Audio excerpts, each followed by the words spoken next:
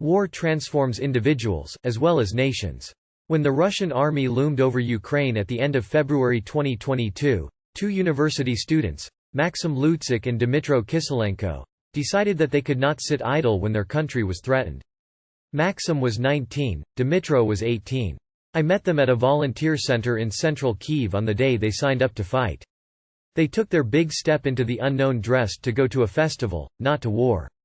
Dmytro had a yoga mat to sleep on. The older volunteers, saying goodbye to wives and children, could barely raise a smile.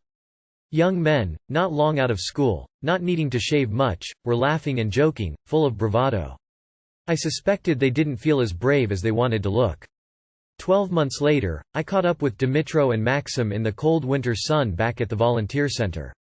Well, actually there was a lot of fear, Dmytro admitted. I'm not going to lie because I hadn't experienced anything like that before.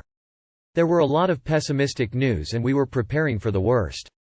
And it was mostly like a mixture of bravery and in our guts we felt that not everything will be all right.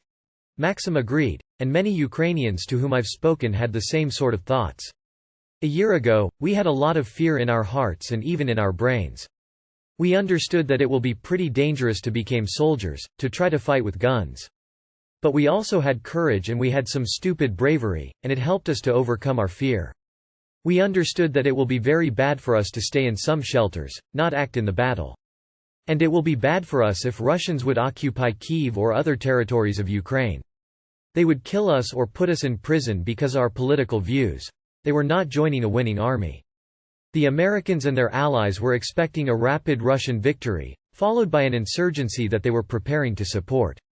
Their attitudes changed rapidly after Ukraine had shown how well it could fight with old Soviet-era weapons and a sprinkling of modern ones that NATO had supplied. Since then, NATO, led by the United States, has steadily broken its self-imposed limits on what it will supply. Main battle tanks are the latest upgrade. Ukraine wants modern warplanes next.